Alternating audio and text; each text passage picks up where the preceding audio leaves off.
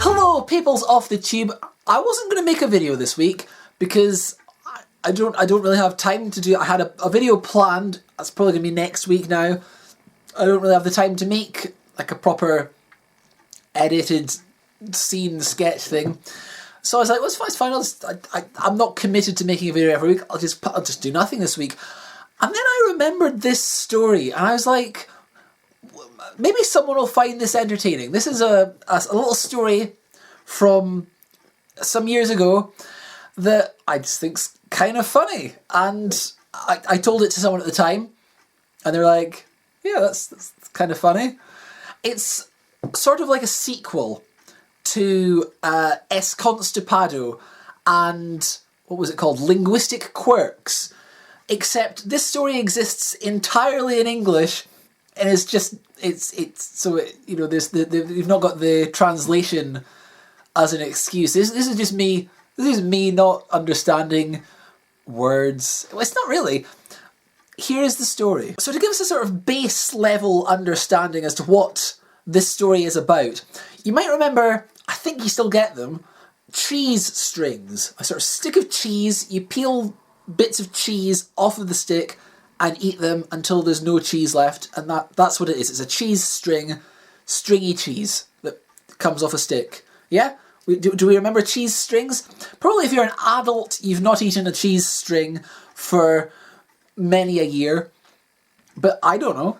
I'm not going to judge you. Eat as many as you like. When I was in school, I sometimes had those in with my packed lunch, and then that was fine. But then later, when I was at university, I used to have quite minimal lunches. I'd probably have, like an apple, and a yogurt, and a packet of crisps, and maybe a Baby Bell or something similar. And generally, I'd come home for the weekend, and I'd be given like a big bulk stock of these to take with me. So I very rarely bought most of these things myself. I wasn't really buying my own cheese. So at one point, instead of Baby Bells, I was given some cheese strings.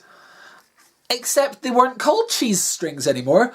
They were called peelable cheese. And I thought, because this suddenly brought back a memory from many, many years ago. So to set the scene a little bit, back in time, my sister used to get a magazine called Ms. Magazine. It was M-I-Z-Z. It was, I don't think you get it anymore, but around about the early 2000s and mid-2000s, this was a thing you could get. It was aimed at sort of immediately pre-teen to sort of early teen girls. And it was, gossip about the cute boy bands and celebrity crushes and arts and crafts. Just the sort of thing you probably expect. You get the idea. It's a magazine aimed at that demographic.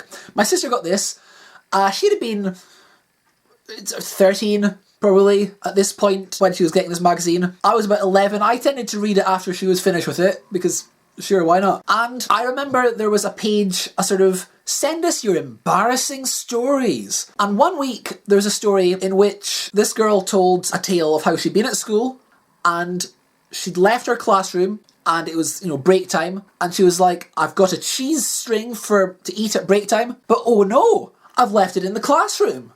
And so she goes running back to the classroom to get it, and she calls back to her friends, don't worry, I'm just running back, I left my cheese string in the classroom.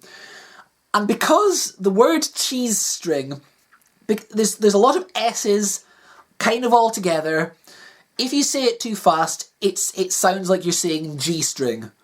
It doesn't sound exactly like that, but if you say cheese string, G-string. They are quite similar sounding words. And so this girl's friends thought that she'd left her G-string in the classroom. Ha ha ha, what an embarrassing event. This story is kind of stuck around way back in the recesses of my mind. And when I got these peelable cheeses, I was like, I know what's happened here. Too many people have been getting embarrassed at the fact that when they say cheese string, it kind of sounds like they're saying G-string. So they've changed the name to avoid that from happening. And I was like, what a thing to happen. I wonder if anyone else knows that that's why that's happened, or if everyone just thought that is just a change of name. It kind of occurred to me that that's kind of a weird thing to change your name to. Peelable cheese is super generic. But I didn't really think about that. I had my mind on other things, like whatever it was I was doing at university that whole time. I'm making a lot of these videos. But yeah, I just thought, yeah, that's quite funny. I also thought at this point, wow, why did I like these? Because the peelable cheeses it was just plastic. It was just vaguely cheese flavoured plastic. It wasn't, the texture was horrible, the flavour was minimal, and I was like, these are not good. I mean, I know you're not expecting haute cuisine from cheese strings, but these aren't very good. And it was only later on, a little while later, I ended up being given a packet of cheese strings, which looked exactly like I thought they should, with the little cheese string man. And they were a lot nicer texture and flavour. They weren't nice, but they were a lot nicer than these peelable ones. It turns out the peelable cheese ones were just, off-brand version. And I don't know why I find this as funny as I do. I think maybe it's because it sounds like a type of pants, and that's always funny right off the bat. I don't know, this story just, the fact that it stuck with me so long, and then I was completely wrong. Cheese strings, I'm sure people still occasionally say cheese string, and if they're lacking the context, someone might think they're saying G-string. I think that might happen sometimes. Probably not a lot. I imagine it's not enough for the company to rebrand. That would be mad. This was 2012, 2013 that this bit of the story happened. I've not eaten a cheese string or a G-string. Well, I've never eaten a G-string, that's not food. I've never eaten a cheese string since, I don't know, 2013. That was probably the last time, because then I started having cream cheese and oatcakes, which was much nicer. So yeah, I hope that's a moderately interesting anecdote. I know there's not really a punchline to this story other than I thought cheese strings changed their name because it sounded like G-string. I did tell a friend about this at the time, and she thought it was somewhat funny. I don't think she was rolling in the aisles. But for quite a while after that, anytime I was talking to her and thongs in general came up in conversation, which they did more than you'd expect, because this was around about the time that we filmed the One Direction video. Anytime I would call them peelable cheese. That became a thing, an inside joke. I'd be like, oh, peelable cheese. And that was an inside joke for a little while. It's not anymore. I don't think I've referred to underwear as peelable cheese for many a year. But yeah, that's just a story I felt like sharing with you. Hopefully, next week, or if not, next time, we'll have a more interesting video to share with you.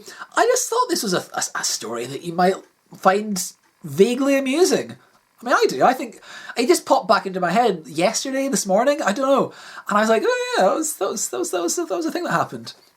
Anyway, yeah, join me next time. Maybe next week. Maybe 2 weeks from now is Christmas, so there'll be a video on Christmas Day. If not before then, Christmas Day there'll be something, because I'm doing nothing else all day. Until then, though, thanks for watching and have a nice day.